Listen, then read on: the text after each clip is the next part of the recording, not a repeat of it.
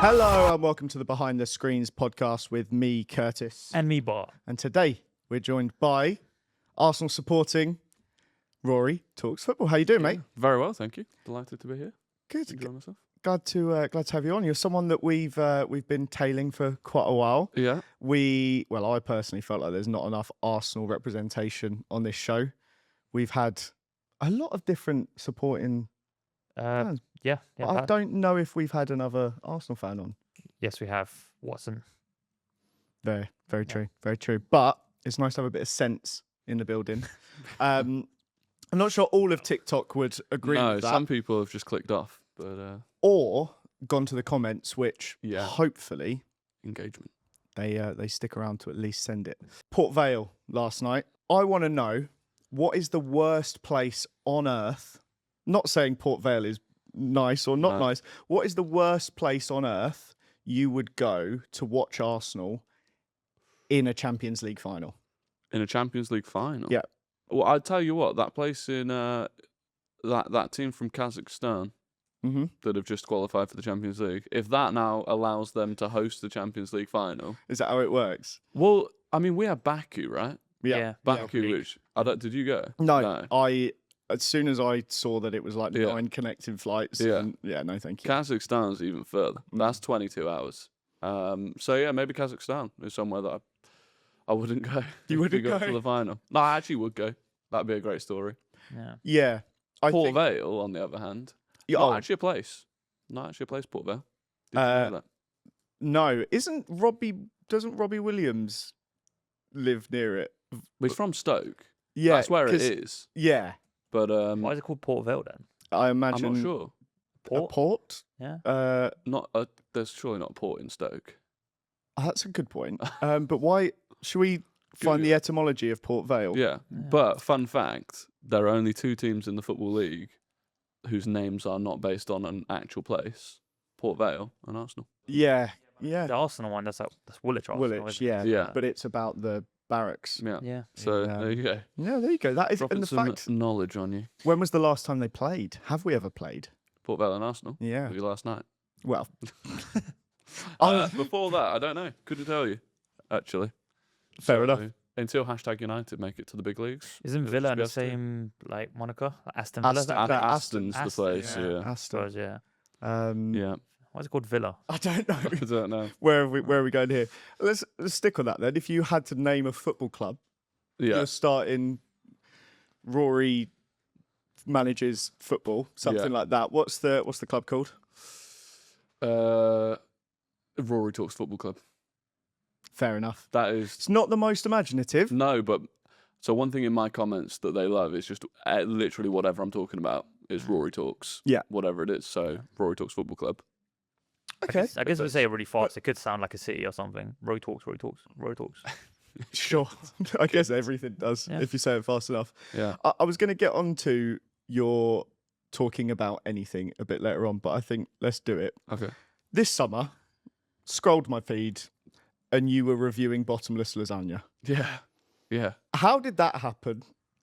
So we get into the international break, right? And this is my job, mainly TikTok. Yeah. And you get into the international break and there's not a lot of football to talk about. No. And so you got to make videos out of something. So I went for a bottomless lasagna and I thought I'll review a bottomless lasagna.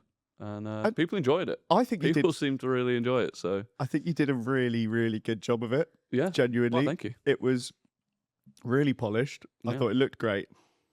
I don't think many football creators could have pulled that off. Maybe not. Why do you think people are interested? I don't know. Actually. Yeah.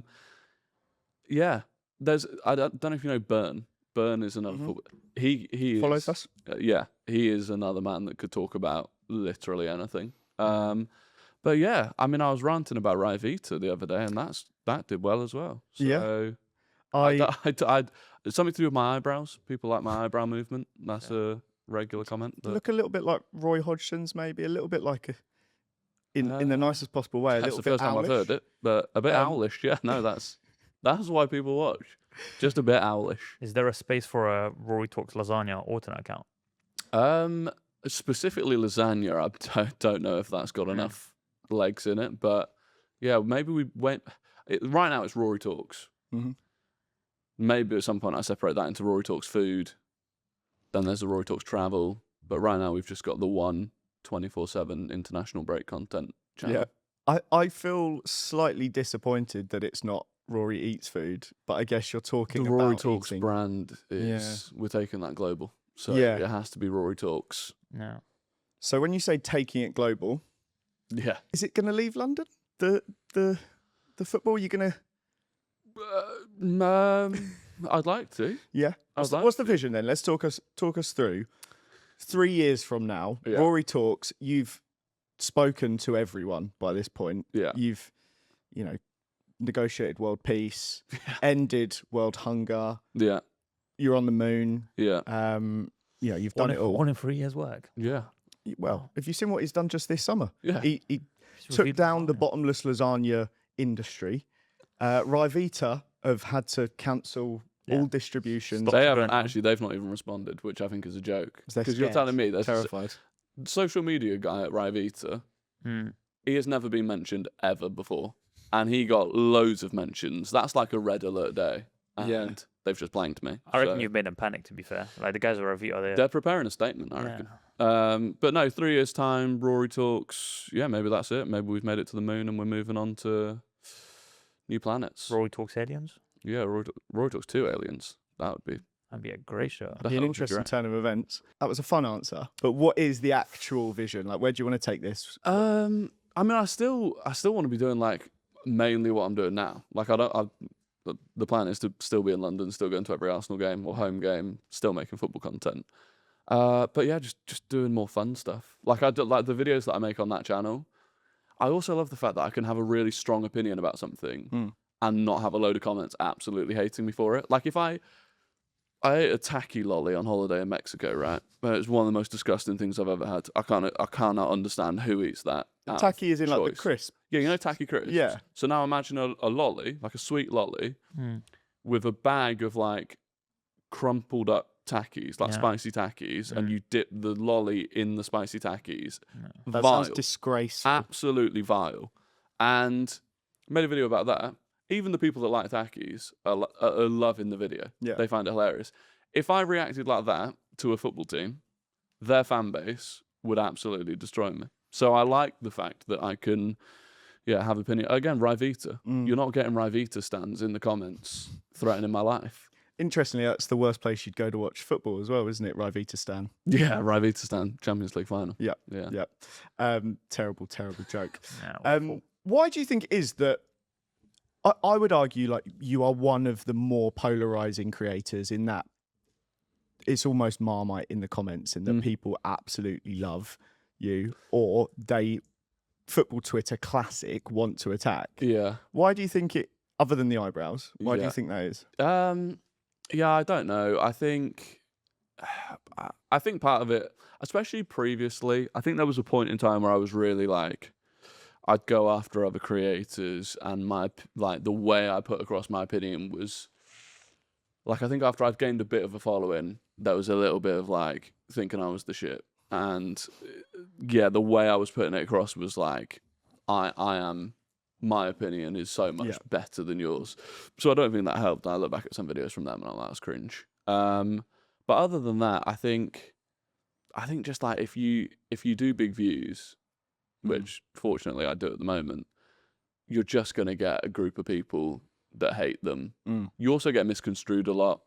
People like to clip up like a part of my video completely out of context and then stitch it, and suddenly that's got couple of 100,000 views and it just does not even represent what I was saying. And then Twitter, I wish I'd never used Twitter because I'm quite sarcastic and I have quite like dry humor, and I say things on Twitter that just, if you don't understand that it's sarcasm, it comes across really badly. So there's a number of things. I think last 6 months or so, I feel like I've sort of started clawing back the haters a little bit. But nice. I think the Twitter one is such a good point. I love how we still call it Twitter as well. Yeah, it's never going to catch on. No. But that's something I about 5-6 years ago was like, I need to just get away from football Twitter because it is just so toxic. It's exhausting. It's exhausting. It's like a good tool to shift people from Twitter to other platforms, but I'm like, is it worth it for? Yeah, for it's great because you've got your links and you can actually you know, you can use text, but now the value is just next to none. The only thing it's good for is news and information fast. Yeah, And even then, a lot of it is fake news or stuff that's like with an agenda and stuff like that. So yeah, like I use it for a lot of my content. Like the green screen stuff in the background, most of that comes from Twitter just because it's quicker. But yeah, I should use it more just for that and not for engaging engaging with. Yeah. Fair enough. I got a notification the other day that said I'd been on Twitter or X for 15 years. That's crazy, isn't it? And actually terrified me slightly. Yeah. That over half of my life. doesn't it still say on the I've front been page on like joined in 2010, or is that have they changed that I'm since? not sure. Because they used to say like Yeah, no, it does. On your profile, it says when you joined. Yeah. What's your join date? Do you know? Well, I started a fresh account for the football stuff, So so it's like 2022. there you go. Joined August 2010. Wow. You must have been like an early bird, if you pardon that. Very that good. was good. Very good. Like that. Yeah, I must have been Yeah. aged OG. 14. Yeah, I probably shouldn't have been on there. I don't know. Nah, it must have been so much more fun back then. Like, Do you remember the one Follow where- Friday? Were you around? Were you? No, I was gonna say, did you exist? I then? did exist. Yeah. You were just a mere baby bird in an egg. how old are you? Yeah, I'm 28. Oh, so so- I was alive. Yeah. That was a It terrible- was just yeah. a really bad Twitter terrible joke anecdote or joke. that'll happen throughout this podcast. Oh. Yeah. Yeah. What is the one football take that you've had the biggest backlash for on socials? Right. And this was not taken out of context because I did say it, but I was on pitch side, which was probably a poor choice in the first place. No shade to them, but my personality didn't go down well on that with their audience. Right. But it was in 22-23. We were top of the table. And I said, if we won the league, it would have been a better season than Leicester's title winning season. Factually, we would have ended up on more points and we would have won the league. All right. So factually, it would have been a better season. I shouldn't have said it. Yeah, I should not have said You're it. going to get nothing out of saying And that. No, there was no benefit No, whatsoever no to win, saying it. nothing And to then, win but there. then it's since been like clipped up and stuff. Even though I then went on to try and justify it cack-handedly, it is being clipped up. And now people think I was saying, like people think all sorts. Like I even saw on Twitter last night someone saying that I had said that Arsenal in 22-23 finishing second was better than Leicester's season. Well, it was, And all wasn't it? sorts of things. So no, Could- no, it wasn't. Just to check, we do have the words exactly there of him saying Arsenal finishing second was better than No, the- That's don't going to be a clip great that. clip. Yeah. It wasn't, and I shouldn't have said it, and yeah, that follows me We'll badly. delete this part. Well, or we could just put this after a completely inappropriate. Yeah. No. So that was the worst. That was the worst. But yeah, it wasn't what I meant it to be. As far as cancelable moments, though, Oh. and backlash, but I was going to say that you said that was the worst thing you've said. No, That's not a bad one to have. no, actually, it wasn't. The cancelable moment was the Trippier incident, which I don't know if you. Yeah. I am aware of it. Yeah. yeah, that was. Yeah. That was a long day, a long couple of days, but you know, we live and we learn. Those things happen though. People make mistakes, and Yeah. you fronted up to it. Yeah. But if you want to talk about it, do you want to chat a little bit? I can talk about it. It was a mistake. It was a really. Don't get me wrong. Right, my head was on absolute Mars during that whole watch along because we were getting knocked out to Newcastle, and Trippier kept clattering players and squaring up players and whatever. And yeah, I don't know what it was. I think like I was loosely tying into at the time. There was that is it a colour thing from Sol Campbell when he was on AFTV. Right. Mm-hmm. I don't know. I was like. Ultimately, I just Lost the head. just called the bloke a racist who's got a black father, so it went down badly. Yeah. You know. Yeah. when you say it like that, it's just The thing was as well, it was in front of like genuinely, I had 27 people on the watch along, All it takes is one. Yeah. And then someone must have watched the whole thing back, and then got the clip, and then woke up the next morning, and it had started going a little bit, Right. and I was like, and I watched back the clip, and I was like, oh, that's not good. Yeah. And then by midday it had been like that Sky Jokes on Instagram account and posted it and all sorts, and I was like, oh, okay. It must be like so intense and isolating in that situation with the world of like social media now, where you do create your content all by yourself. You're not surrounded by a team. It is just like a silly mistake, and it's something that any one of us could do. Yeah. I mean, In the time, I bet like then the next day you feel like the world's like swallowing you up. Yeah, it does feel like it's like everything that you open is you're getting tagged in, and it's a horrible feeling. Like the rest of that day, I was just like feeling sick, basically. But I did get, to be fair, I got a lot of messages from other creators being like, "You'll get through it. Like that's not going to completely destroy your life. Like it'll be fine." But yeah, it was just a bit of a.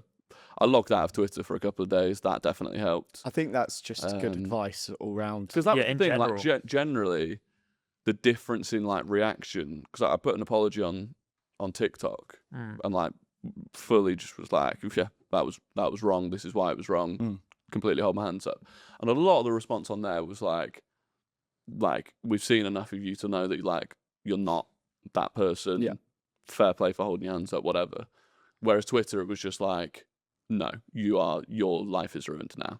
That's Twitter, And it's isn't it? like, But yeah, that's I feel like, without wanting to direct their attention to us right now, football Twitter, it does feel like their existence is to cancel and to attack and it's almost like a game. So It's definitely the most hostile social media platform out there. for sure. It But doesn't- and I think because I'm quite polarizing, and definitely back then, that was before I'd had any sort of redemption arc.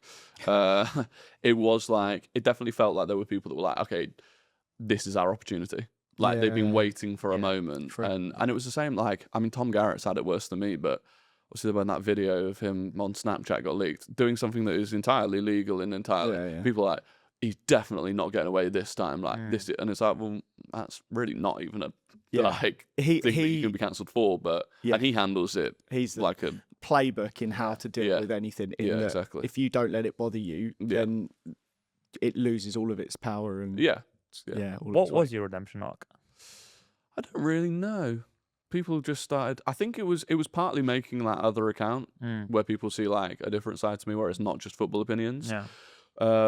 I think I stopped taking myself as seriously with like even the football content I was making. I think I don't know, just changed that. I think I generally just stopped taking things as seriously and started having a bit more fun with content. Yeah, I think that's a good attitude to have. Which club's fan base lives in your head rent free? Oh, in my head rent free. Do you know what, it changes because it depends. If I go through like a period of not even hating on a club, having a negative opinion about a club, then suddenly it's like, oh my god, their fan base is unbelievably like. A couple of years ago, it was Chelsea when there was the whole like when people first started talking about like amortization and stuff like that. I made a couple of videos trying to explain it, and they went. This was before I really was even active on Twitter. Right. But someone like ripped the video, put it on Twitter, and they went big. And like Chelsea fans were everywhere for months. And I was like, oh my God, like this is crazy. Obviously Newcastle fans after the Trippier thing, which was understandable. At the moment, kind of Liverpool fans. But it's like, again, obviously we've had that rivalry last season. Yeah. I do just feel like again, it's X. I should just stop using that app. But you just so can't, many though. of my replies brings you back, doesn't it? But so many of my replies where I am not talking in any way about Liverpool. It has nothing to do with Liverpool. I'm clearly directly talking to Arsenal fans. Top like 4, 5, 6 replies are blue tick Liverpool fans with a Liverpool player as their profile picture, just like hating, and I'm like, I just go away. Yeah, basically. I have a lot to say, and I am not going to. Yeah, wise man. Yeah. What club do you live in the head of? I guess it's the same then. Really. Similar. Yeah. I don't think there's any. Yeah, is there obviously like they're coming for you more, but is there anyone that you wouldn't expect maybe that you've upset, like a Port Vale over the years? No, I don't think I've upset Port Vale, thankfully. Not yet, anyway. No, have there been any? Who did I wind up last year? I winded up a long list. No, I winded up a foreign fan base. Oh no, it was the sporting fans over the summer with the whole Victor Gyökeres thing. Because I was just criticising the way that they were handling it, and their fans got pretty riled up with me. But I was like, I feel like Portuguese fans can be fun. Yeah, I remember that from my time at Football Manager. Whenever there was an issue, because we had all the different nationality socials, and any time like there was a bug in the game, it'd be like I'd have to message the community manager in Portugal. I'd be like, "Oh, don't open the Twitter now." It's like it's bad. Yeah, you would get death threats. Like, it was wild. Yeah, it's bad when you're like, I'm scrolling through replies and having to click auto translate. You use like the X auto translate thing, and then every translation is, I just wish I'd not translated that. Something to just do assumed with it was my a nice mother usually, or telling you to on the live yourself or something nonsense. Yeah, I get a lot of that. Well, I don't know if this is a good segue, but in fact, before we get onto it, I think it's time we do a little ad break. Shall we? When we come back, we're going to talk about what your life would be like without Arsenal. We'll be back in a minute. Welcome back to the Behind the Screens podcast. We promised them some information about your life without Arsenal. Now, God forbid, hopefully nothing ever happens to Arsenal Football Club. But if tomorrow you had to stop supporting Arsenal, let's say Mikel Arteta finally decides that him and Win are going to shut the club down, close the doors. Don't know why he and Win are making the decisions, but there's an alternate reality. No, it's this reality. Oh, wow. The man can do whatever he pleases. So can Win. The club's gone. Yeah. The game hasn't gone. The game is still there. What do you do? Do you find another club? Do you start watching the Tour de France? Content? What happens? Yeah, I don't know. I mean, Rory Talks Arsenal channel would be in trouble to start with. That would probably have to... Could cover the Argentinian Arsenal Disarandi? Arsenal, whatever they're called, yeah. Yeah. Maybe just move to Argentina. You're including women's football in this as well? I assume the whole club. We are one club. Yeah. Rough. Yeah. Do you know what I'd actually do? Maybe it would be great for my content because I'd continue talking about football but without a bias. And people love that. So maybe I could, be the guy that doesn't have a club. Okay. Although people also hate that. People are like, how can you watch football without supporting a club? Because I think it is a bit weird. Like James Allcott's the best example of someone that, because at least he doesn't support Premier League teams, supports QPR, doesn't have a dog in the race when it comes to the Premier League. But I feel like you still must. I mean, there are certain teams that I would start rooting for. I think. Go on. I like Palace. I really like Palace. I know it's like London rival, but not Brentford's not London. They're in London, but not rival. But I really like Palace. Same. I quite like Fulham. I root for. Yeah, I mean, there's loads of harmless clubs. Fulham, Brentford. Is Palace on 17 games unbeaten at the moment or something? Yeah, they're on an unbelievable run. Was it? I think it was a piece of content from you on the Opta XG that they should technically be top of the league. Technically, on the expected points. Yeah. But no, I'd keep talking about football. I mean, it would free up a little bit of time, I suppose, to go and enjoy yourself, review more lasagnas and some grass. World's my oyster, I suppose. I feel like there's something in Lasagna Gate here with the old Arsenal food poisoning, but I won't dive into it. I mean, how many bottomless lasagna places are there in London? Not many. Yeah, surely there can't be that many. Not many. That content will dry out quick. How many do you need? Well, I would argue bottomless lasagna's not. I enjoyed the place. Bit of a scam, if I'm honest with you. One portion of lasagna is enough. I had two because I'd ordered bottomless lasagna. Yeah. If I just had one, that would look absolutely ridiculous. Is it at these different lasagnas in there? No, it's just one lasagna. Yeah, you can order different things if you don't want lasagna. Right. But, they're famous for bottomless lasagna. Okay. So everything else has a bottom, other than the lasagna. Yeah. All the rest of it is genuine Christian. Bottomed. Bottomed, excellent. But no, maybe just review more food. I'd still make content. I think that would be the thing. Now that I'm in the game, I can't imagine my life not making content anymore. Would you ever merge the food passion and the football passion and start reviewing footy scran? Yeah, well, I've done it a little bit before. Mm. Like, I remember when Prime drinks first came to the Emirates, and it was when they were like really hard to get in a shop, but you could get them at the Emirates. So I did a review of that. That went down. That was one of my earliest videos. That went down a treat. Yeah. Opinions on Prime? It was all right. Yeah, Like, I think that's all you can say. It was like, about it was really sweet. It was the sort of drink that, for what they were trying to sell it as, in my opinion, if you're trying to sell that as a drink that like halftime in a football match, I'm going to go and drink. I'm not, because it's not refreshing. It makes your mouth feel like clammy. Wearing Ugg boots on That's a good word, clammy. Clammy, The taste is just strange. Yeah. I get annoyed at the people that do go to, and you see them, like, especially for games where it's easier to get tickets, people that turn up at the Emirates and they're going around doing vlogging all of the different foods, and I'm like, fair enough. You're it's here for the football more, but yeah, it's a bit like, yeah. Do you care about the football? And I think a lot of people would say that's like the plague with a lot of They would. And we are going to come on to that, I think, in a minute.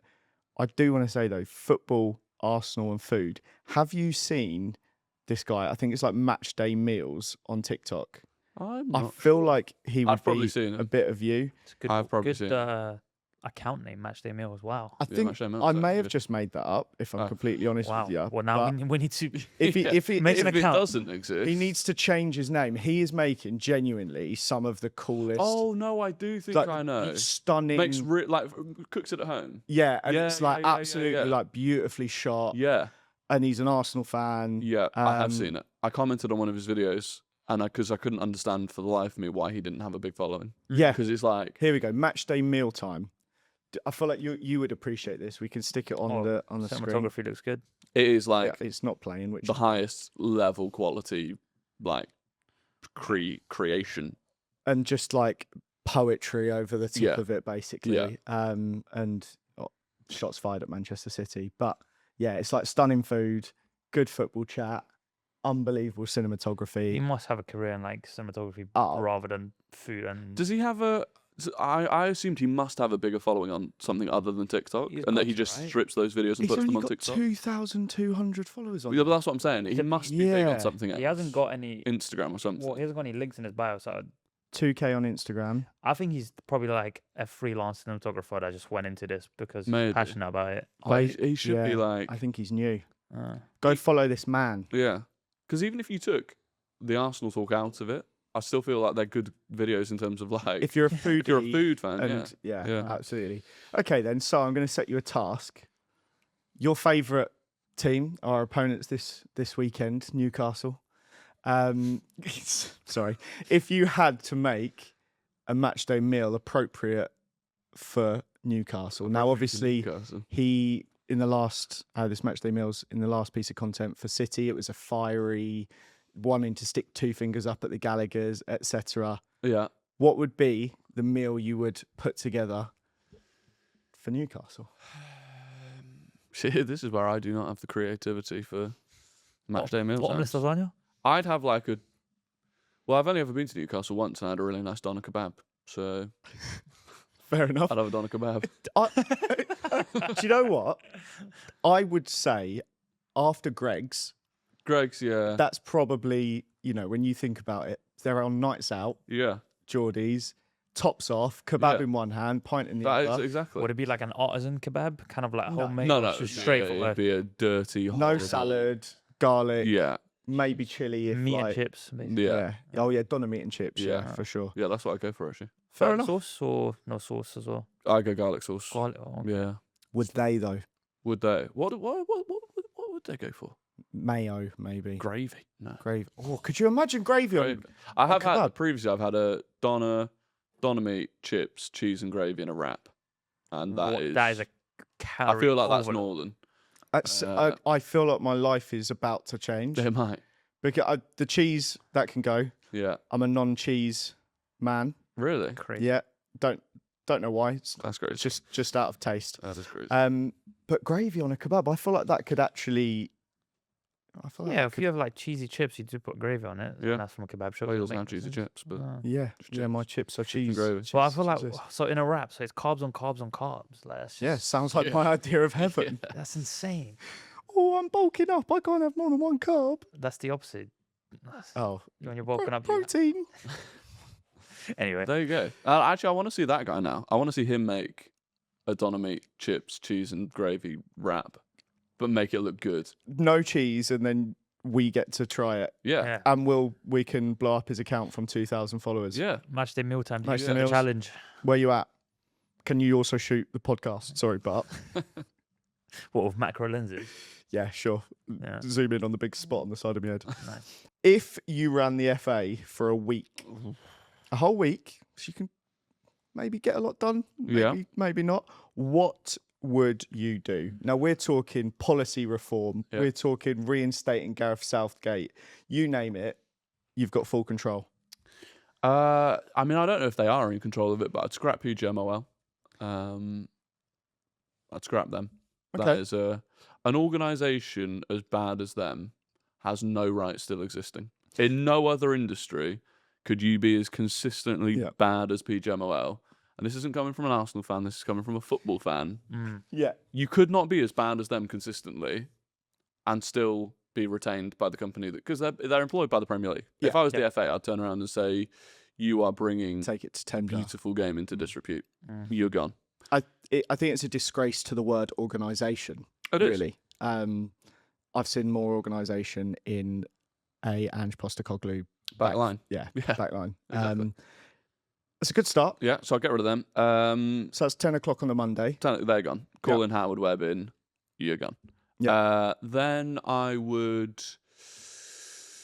I'd probably reform VAR heavily. Again, I don't know the powers that the FA actually have, but I'd Let's reform say VAR. They are capable of influencing the Premier League. Well, of course you are. Rory Talks. Yeah, I've got FA. strong influence. But you're under the strong influence. Yeah, so I'd strip VAR back to pretty much offsides only.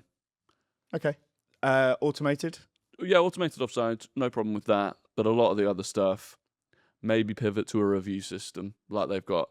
I'd really just start. I would promote within the FA looking at other sports that do it a lot better, like rugby and cricket. Yeah. And go, why don't we start copying them? Yeah. Because it really works quite well. But we don't. We Yeah. think that we can do it our way and that our way will be better. And I think the argument against that for many years was the cricket, especially, has a far longer delay and there's more downtime. We've got delays. I mean, how long does a VAR check take? We've got Sometimes delays. it's 10, 12 minutes Yeah. by the time it's you're done. ridiculous. So In cricket, you've only got, like for a wicket, you've only got, the captain has 10 seconds to make to make the signal that he wants to review it. So you're adding an extra 10 seconds where the captain does that otherwise. So I'd do that, reform all of that. What else would I do? There's not a huge amount I'd do. I feel like people hate on football, too many things in football at the moment. They're always trying to bring in new rules. In fact, you know what I'd actually do? I'd say for the next 5 years, we're not making a single, other than VAR, other than your rule rules. change. Yeah, other than my rule changes, we're not making a single rule change. Because so many of the new rules that come in, this 8 second, the keeper has to get rid of it in 8 seconds, otherwise it's corner, except it's not. Because, we saw it against City with Donnarumma. Yeah. The referee starts counting about 5 seconds after he's got the ball, and then he's definitely not counting in time with actual seconds. No, because he's not going one hippopotamus, two hippopotamus. No. And so everyone knows that's the only way you can do it. Right. Or Mississippi. Or Mississippi, yeah. But either way, he wasn't doing that. No. God knows what he was doing. No. So, yeah, I'd get rid of that, especially because they use them for like the first few game weeks, if they do use them at all. And that's the scrap thing, them. because you then get 6 game weeks in, and as we found out, Trossard and Rice have been sent off. Exactly, and then everyone goes, "Oh, hang on a minute, this is actually maybe this doesn't work very well." ridiculous." Yeah. Yeah. So yeah, no rule change, fixed, no rule changes apart from my rule changes for 5 years, and yeah, that might be it. I wonder if you could maybe get into the Premier League and deduct some points to a Manchester-based club. Yeah, try and hurry that through. Just liquidate. Yeah, just liquidate them Just completely. nuke it. No, do you know what? You'd probably get caught in that though as a United fan. A little nuke. No, Maybe do like a glass dome like they did in The Simpsons. It's over at the edge. just over the Get yes. Spider Pig involved. Yeah. No, I don't think I would do that actually. But Fair enough. yeah. That does surprise me. No, in fact, I wouldn't even get rid of Man City. You know, I'd hammer them and make sure that they had a really grim 5 years, clawing it back, And make Pep stay, but with no financial or physical doping allowed. I'd like to see that actually. Yeah. No, leave the Nandroline at home. Yeah. But I think that would genuinely think that would be, in a way, really good for their club, just to filter out the fan base that really don't actually care about Man City and just enjoyed being the team that won everything. And imagine how good that would be for the EFL. Yeah. If, we get to see them try and scrape their way through. Yeah, exactly. So, anything else I would do? Oh, I'd get rid of the 3 p.m. blackout. Yeah. Past itself. I mean, it's so archaic now. Yeah. Like, it makes no sense. I Is don't there think... actually reasoning for that? Yeah, it's to back in the day, the only way you could watch the games would be to go to the ground. So they would keep that. And it's to encourage people to go to the matches. But like EFL, you can get pretty much every game on somewhere anyway. And in the Premier League, I don't think anyone's ever gone, oh, I'm not going to Arsenal Brighton today because I've got it on the Fire Stick. Yeah. Like, yeah. And equally, if the idea was that, okay, well, Arsenal's on at 3 p.m, but you can't watch it on TV, so instead you're going to go out to, like, Bromley.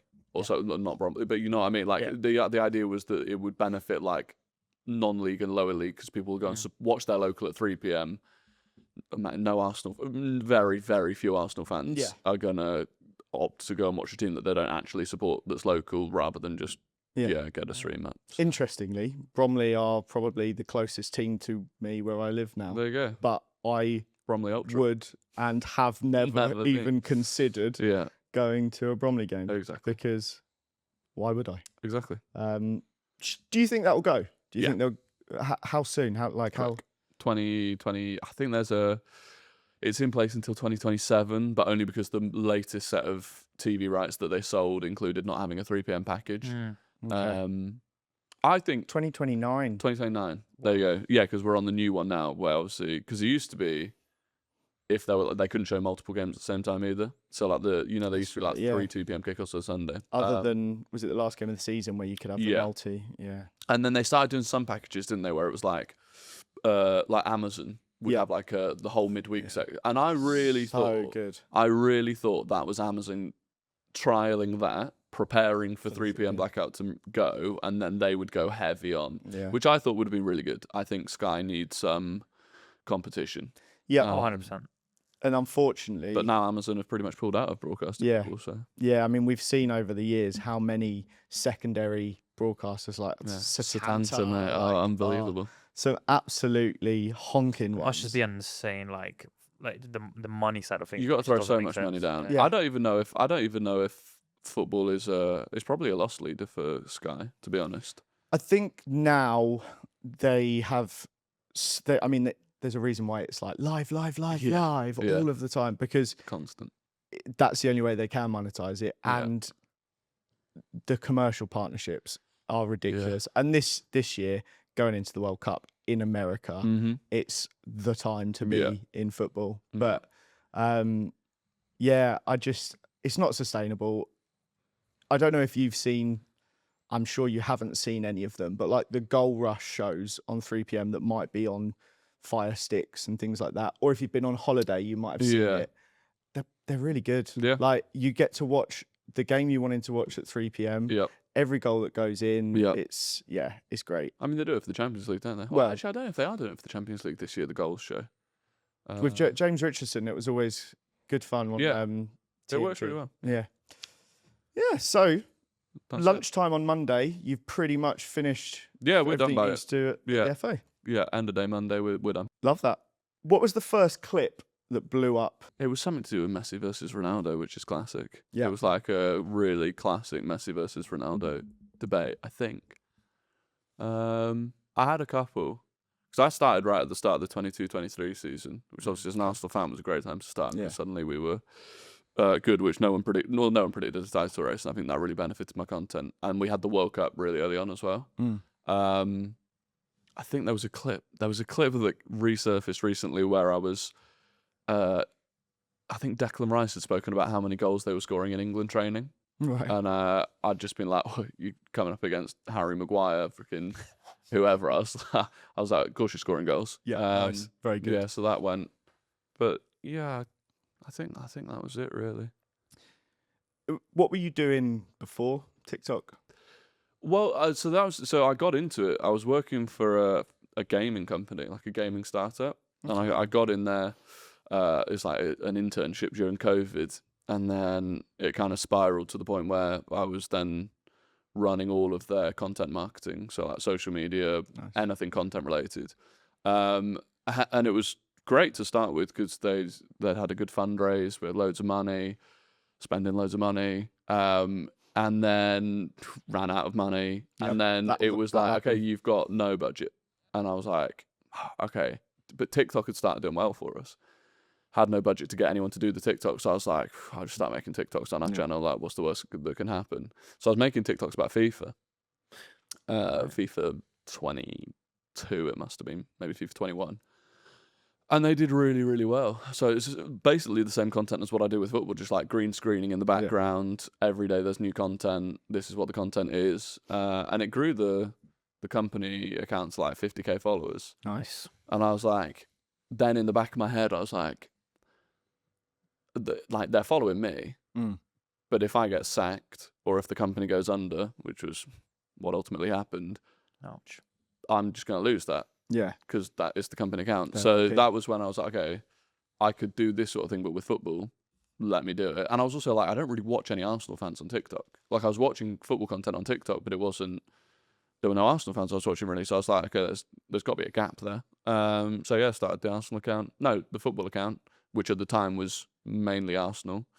And yeah, it took off straight away, to be honest. I think I had like 10k within the first 3 weeks or something. Good going. And it just, snowballed. Nice. Why do you think so many Arsenal fans are insufferable? Coming from an insufferable Arsenal fan, it's all right. I think there's a few reasons. I think the fact that when social media, because it is a social media thing, and I think people forget that. 100%. I think if you, like any other fan base, if you meet people in real life and have a conversation with them, or if you're at the pub, like, you just have normal conversations with other football fans. So it's an online thing, and I think at the start of like social football content blowing up, we were the laughing stock. Like, where we were in the Premier League, like, we were the big team that you could kick and punch repeatedly, and until we bled, and that was tough. Yeah, and so I think then there's been this transition of suddenly we're not those guys, but it's almost like we've still got that chip on our shoulder, and it's almost like we're a little bit too. We want to give it back a little bit too much, and as much as we've been good, we still don't necessarily have the trophies to back that up. And I think that's where people sort of come in with the whole like Arsenal fans are so arrogant considering they've not won anything, and yeah, I think there's a lot of that. And I think we're very defensive because we grew up, or not grew up, but it's the system we play. We had to be defensive on social media for a long time, because if we weren't, it was pain. So yeah, and then that I'm part of the problem, I suppose, in terms of like my content, but I don't think it helps that we've got large content creators in the Arsenal space that I don't think are great for the space, without directly calling anyone out specifically. But it sounded like you called yourself out there, though. Well, I know I'm definitely like part of the problem, because there are people that hate me and by virtue hate Arsenal as a fan base because they think I represent Arsenal fans.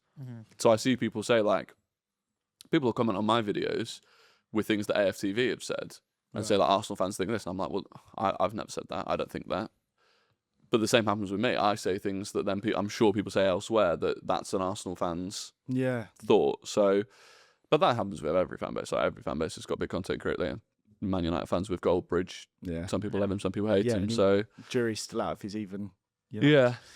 But part of it, I will say, to defend Arsenal fans, is that I think the media really go over the top in some of their criticism of Arsenal and Arteta, and I feel like it's just constant like clickbait, rage bait articles which we then respond to, and it's like this ongoing cycle of we're responding to things that they're putting out, which means they put more of those things out, which means we respond, and it feels like we're very.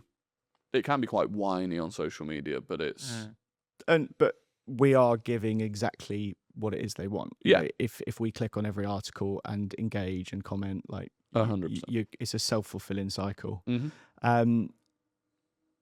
What's your thoughts on Arsenal Fan TV? What are your thoughts on, as a collective, their rise and, I don't want to say exploitation, but the use of people as characters? It's a tough one. I went on there a couple of times when I was really new on TikTok on their watch-alongs, which wasn't for me, but the people there were genuinely lovely people. So in terms of like the people that they've got on there now, not a bad word to say about them individually. And I think they've got some really good people on there. James, who hosts a lot of their stuff, I think is a really, really like good content creator. And I think they're in a difficult spot where obviously they grew on negativity, right? There's no point pretending that they didn't, because we were in a really negative spot at the time. That was how they grew. And it is natural, and realistically, if you want to succeed in social media, you have to double down on the things that do well for you, because that's how social media works. Yep. There came a point, 22, 23 onwards, where you couldn't really be negative about Arsenal and it thrive. And they lost a lot of the views that they would get from non-Arsenal fans. And they had to pivot. They had to pivot into more positive content, more informative content. And I really do think they put like a lot of effort into doing that. And also I think like, you know, Robbie pioneered the kind of football fan channel space. And that was a big thing. And from my perspective, like, they're the sort of people that walked so that the rest of us could run in a lot of ways. So no bad words to say about them on that. They are, I still think, too quick to then try and jump on the negative things. And I think that's almost like a reflex action of like, you know, let's have a meltdown about this and let's have a meltdown about that. And it can be a bit like, not everything needs a meltdown. But I mean, I think they are what they are. They've got their place in the space. Yeah, I find it really interesting. You know, I completely agree around the positivity. I think even some things over the summer with like transfer announcements, and that it almost feels like there's two separate arms to it. Yeah. And there's one that feels like it is a fan channel and it's for fans. Yeah. And that's great. And that's, you know, that's brilliant. It does feel like there's still the half that is absolutely appealing to everyone but Arsenal fans. And that's the thing. The majority of the content during our downfall, like, I wasn't consuming it. No, I not was me. being sent it by other rival people. fans, yeah. But there have just, I don't know, there are still moments, like I was in Paris for the semi-final. Same. And trying to get out of that stadium was a nightmare. I don't know if you saw Robbie off to the side as, you know, we're being kettled out trying to go down the stairs.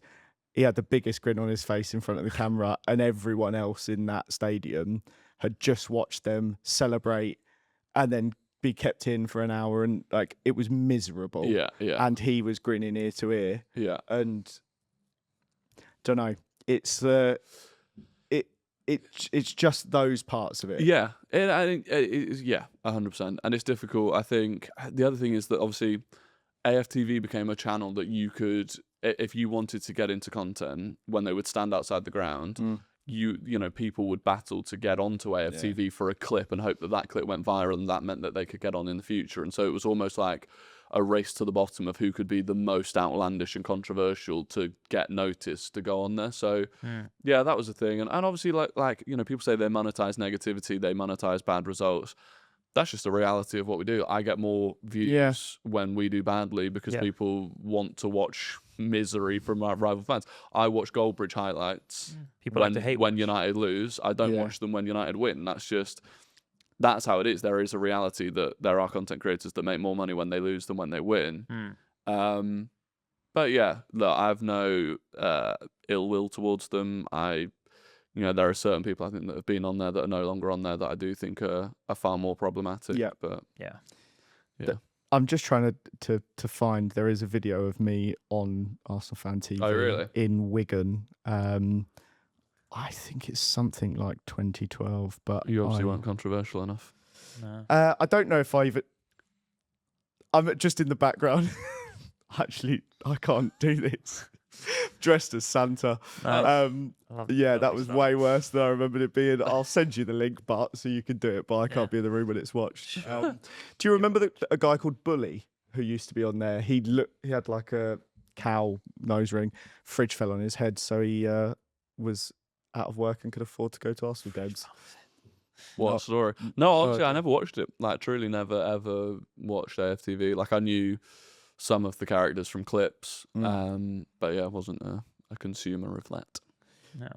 Well, let's talk about what you do consume, both football and outside of football. What sort of content are you watching at the moment?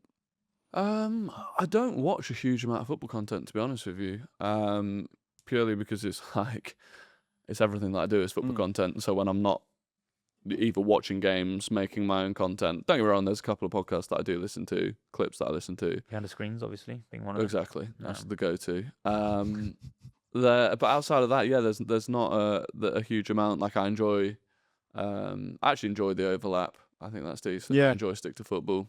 And I enjoy, like, my mates within the TikTok football space, their content. Yeah. But yeah, outside of that, more just like TV shows. I enjoy getting stuck into big TV What series. you watching at the minute? What are we watching at the minute? The new Gen V just came out, which I enjoy. Catch up on that. First season was class. That's good. We actually just watched all of Dexter for the first time. Nice. Which then rolled into the brand new season of Dexter, which came out, which was... I haven't that's watched why it's Dexter. trending now. That's why it's trending, yeah. But they've actually done something that is, like, really uncommon, in my opinion. So the original Dexter ended in, like, I want to say, like, 2013. And spoiler alert, if you've not watched it, this will be a spoiler alert, but kind of not. The end of the final season of the original, it's in theory, he's been killed off. No. Then they bring back a season where, oh no, wait, he actually survived and now he's in a different place and whatever. It's like 10 years later. Wasn't a great series. Then they did another series, but it was meant to be him as a kid, which meant it was a different actor. And it was like how he became him, which I didn't think was too bad, but it wasn't great. No. And then they announced they were bringing and then at the end of one of the new seasons, again, what you thought was died. Then he came back again this season, and you were like, okay, this is getting like a bit. But this season genuinely ranks up there with like some of the best original seasons. So I was like, it's impressive that they tried reboots a couple of times, flopped, but they've finally nailed a reboot that worked. So yeah, Dexter was. Let's hear that. Big gamer by any chance, or? Not as much. I play every FIFA, pretend to myself that I won't play the next one and then play it again. FC 26, actually, I don't know if you've played it. I don't know if you... No, we're playing 25 in the office yesterday. 25 stinks. Yeah. 26, right now, good game. The problem is, it's one of those where in a week's time they'll patch it and it'll be... it'd be the same as... I can't bring myself to spend another 60 quid on the new FIFA game. I didn't play 25. I can't remember if I played 24, but what I will say to you is once you get out of it, it's good. Once you touch some grass. To be fair, I didn't play FC 25 for like the final 6 months. Yeah, it's one of those things that honestly, it's mental health. Once you can shake it, I didn't even know that it was coming out when it came out. I only played it for clubs because that was so fun. Yeah. It's I don't want to say it's a disease. Cut that out of the podcast, but it'll be good. I think it's problematic. I genuinely do think like the FIFA point system is problematic. Yeah, for sure. 100%. That's probably a conversation for another day. Yeah. And maybe one we don't want to come at EA. Yeah. Just generally. Yeah. We're going to bring it back to football again, but not around Arsenal. I want to hear your thoughts on Ten Hag and his recent sacking from Bayern Leverkusen. Is that why you wore the kit? No, they're just convenient. I just like the kit, to be fair. There was a full breakdown of rumours of why he got sacked. So I'm going to list them for you. First of all, he didn't get along with anyone at the club, not even his own staff that he brought to Germany with him. He interfered with the planning and only proposed players from his own agency. The players didn't understand why doing push-ups was just as important as ball work. Strangely, the atmosphere within the club was extremely cold. The players had no idea what they had to do during matches, and the club apparently wanted to sack him much earlier and believed it took too long, which is strange considering he's only managed 2 games. So I just want to hear your thoughts on what's your opinion on the whole Ten Hag situation. I made a video in the summer saying it was a terrible appointment. I just really don't rate him as a manager. Don't rate him as like a personality either, which I think is a part of football. That said, I do feel quite sorry for him in the sense that they bring him in. Yeah. The club was gutted of not just like important players, not just their best players, but also leaders. And the manager. And you've got a new manager coming in, didn't spend a lot of money. And it's like, okay, like what were you expecting to happen here? What manager would have come in this summer and kept the team at the level it was at, considering you've lost Wirtz and Frimpong and Xhaka and Should we get the full list of outgoings? I mean, it's insane. It's ridiculous. Even on freeze, there are some squad players, even like, I always butcher the name, but Victor Boniface, he's obviously was a FIFA classic, but like Jonathan Tah, Lucas Hudeki, the keeper, Xhaka, Kasunu, the fullback, Adli, Frimpong, Wirtz. That's like half the squad. It's whole spine of the thing. Yeah, it is. And obviously, as you say, Hincapié as well, loan likely to go. Obviously, coming off that season, wasn't that season? It was the season before where they went almost unbeaten in the thing. Yeah, well, one game. Coming off that season, you're obviously not going to replicate the same. There were a fair number of games where their best back 3 would have been Kasunu, Jonathan Tah, and Hincapié, and all 3 of them are gone. Yeah, and the replacements. Yeah, Jarell Quansah. I mean, I don't know about you, but.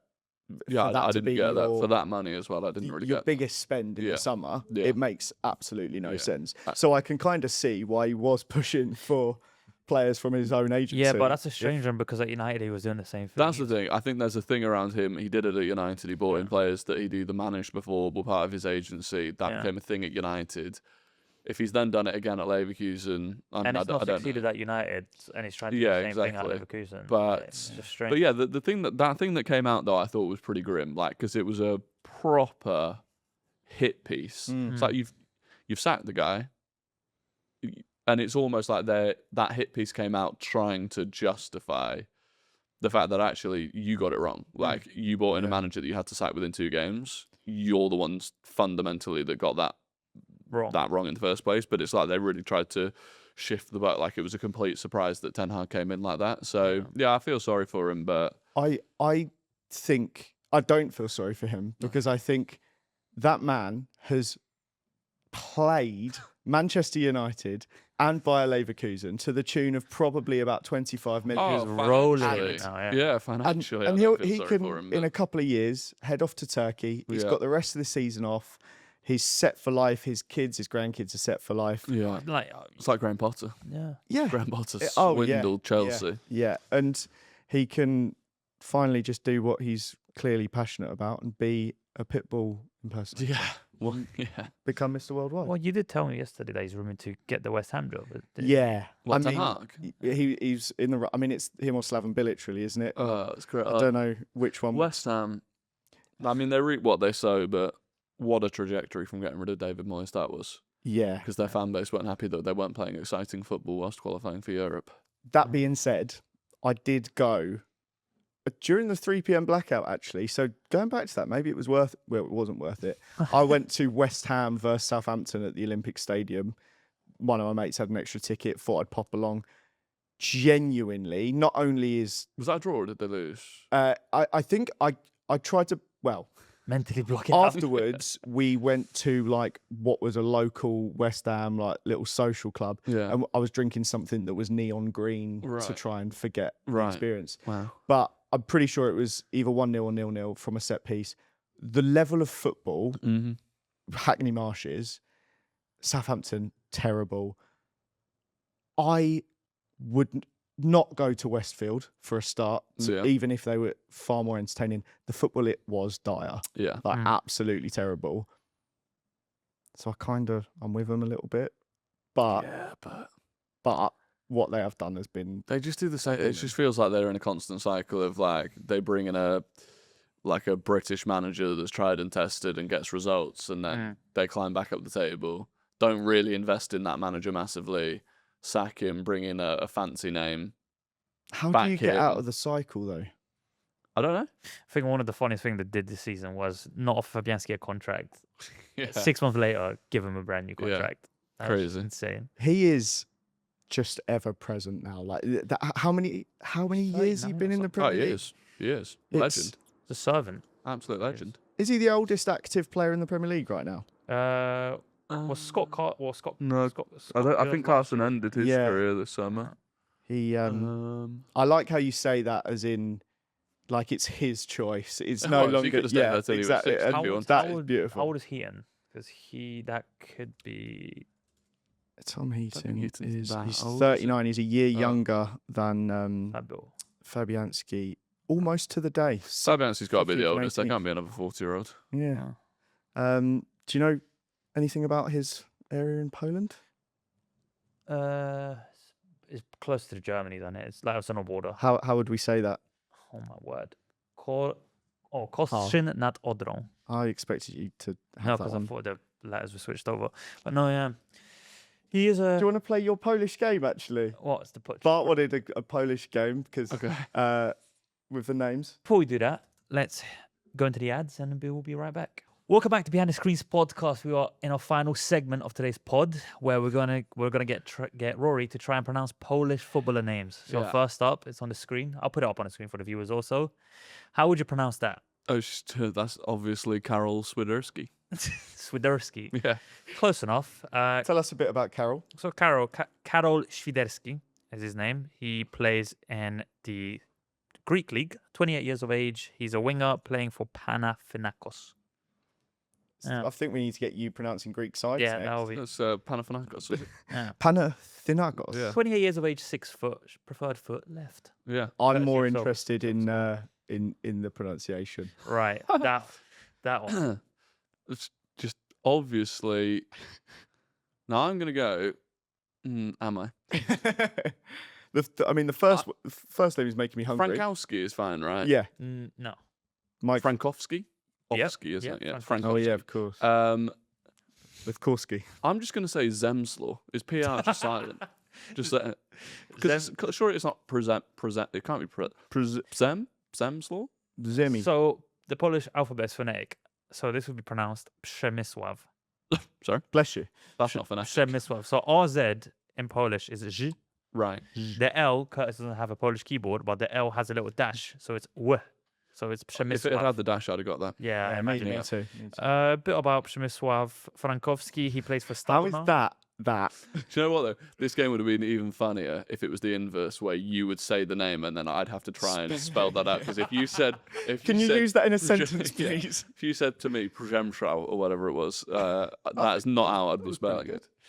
5'9". Five Good, foot nine. good height. Good height. For run. Plays for Ron. Yeah, Stadron. Did you say good height? Good height. Good 5'9". height. Yeah. Is this Good soccer height. AM? Good age. Oh, this one I'm excited. What is the obsession with Kowski? Alski. It's bar Wofsky. my surname actually. Most of them are like that. Yeah. Yeah. Jan Mm-hmm. Good. Żalkowski. Yeah. So again, because his keyboard is missing the dashes on the O, there's a little dash which makes it U. So how would you then pronounce that if I give you that information? Which So the first O. would have- Zulkowski. Oh, Ziukowski. ooh, we're getting somewhere. Okay. Yeah. It's Ziukowski. Ah, So I Ziukowski. was very close. I like. Jan Ziukowski. I can like just see KSI at the end. He's 20 years old, playing for Roma Oh, at the I spelled it moment. wrong. It would help if I actually spelt it correctly and put the ski. 6'4". Yeah. Christ, See. he's a big boy. Good. Well, we've kind of gone through this one, but again, so the S's are pronounced she, and this one So it's both of them are she. Wisniewski. My name's Jim. Is that right? Wisniewski? Wiśniewski, yeah, Yeah. That's how I said it. So this one, the E is L Sorry. on the surname. The E is pronounced L. L. L, yeah. Okay, so it's Thomas Oh. Caudiora. So the first name you butchered it. Oh, so I forgot to say SZ is sh. Tomasz. Tomasz. Yeah. Tomasz Yeah. Gaudzior. You just keep. The more I look at it, the more I realize this fucking language makes no sense. I actually think you're doing a good job. I mean, it sounds like you're having a stroke. Yeah. But I think, Sounds like you just like keyboard smash and then get text to speech to read it out for you. yeah, Literally. I'm pretty sure that's how they Yeah. started the language. It's Tomasz Kędziora. Gaudziora. Plays for PAOK. Tomasz Gaudziora. Good luck with that one. This one, okay, so the L again is W and SZ is sh. So this one should be easy for you. Pavel. Pavel, yeah. Pavel. Mm-hmm. What was the W? What was the L again? So it's Wzojek. yeah, close enough. Pavel Wzojek. I like to consider myself somewhat of a linguist. Yeah. I like languages. I cannot compute No. it fast enough in my brain when I see those letters No. to make I that reckon if you sound. gave me time, I'd be all right. But It's Pavel Wzojek. Wzojek. Wzojek, 33 years of age, plays for Legia Warsaw. There you go. Yeah, is that the last one? Oh, we've got to have a Bart in there. So that's not actually my Bart. No, you're a Bartosz. I'm a Bartosz, but this is similar. So Bartosz. Oh, nearly similar got school of four here. L is W, A is on, and the rest is normal. It's literally like my daughter's nursery, and it's like A is oh, and I'm not following. Bart. So really, I would just say Bart is what I'd do. Bart Drogowski. Bartłomiej. Oh, Bartłomiej? very close, very close. Bartłomiej. So it's not a G, it's a E. Yeah, Not because a the G. Z is the ZS, isn't it? Yeah. Bartłomiej, yeah. So and the surname? Bartłomiej Drogowski. It's possible. Drągowski. You- Strong. Drągowski. Drągowski. I think you forgot He to put is the N in there, a mate. keeper for Hey, he also. used to be an absolute wonder kid on FM back Was in he? like FM 18, 17, and featured him in some FM content. That's not how I said his name. Fun fact, goalkeeper, shirt number 69. Fun fact indeed. Yeah. Very, very fun. And that concludes our game of Rory trying to pronounce Polish names. Yeah. That was fun. And I think that's probably a good time for us to end the podcast. Yeah. Rory, thank you so much for coming on, mate. Thank you for It having me. has been an experience. It has. Did you expect to cover half the things that you covered today? No. But I enjoyed it actually. Good. Yeah. I'm very glad. Is there anything you would like to shout out? No. Just yeah, go and watch Rory Talks. If you want like a good impression of me, go to Rory Talks and watch me talk about lasagnas and Ryvitas. When do we get to see Rory Talks Polish? I'd quite like to go to Poland. So at some point last year, I did went to Norway, which was fun. Went to Paris. Went to Mexico. I like how you said Paris wasn't. You didn't say particularly that Paris was fun. No, well, we went out there. I mean, it was fun up until we played against PSG. Mm. Then it wasn't so fun. The I first have- 2 nights. I have thoughts on the city, but maybe we'll save that for another day. Yeah. Yes, you not a fan. Great know. pastries. But yeah, so that's and then if you do want to watch me talk about football, Rory Talks Football, not to be confused with the other Rory that frequents our space. And you were confused by our usual co-host, James. He thought that's who you were. So It's a common mistake. brilliant. Thank you so much for coming on, mate. No worries. And we'll see you all next week. Bye.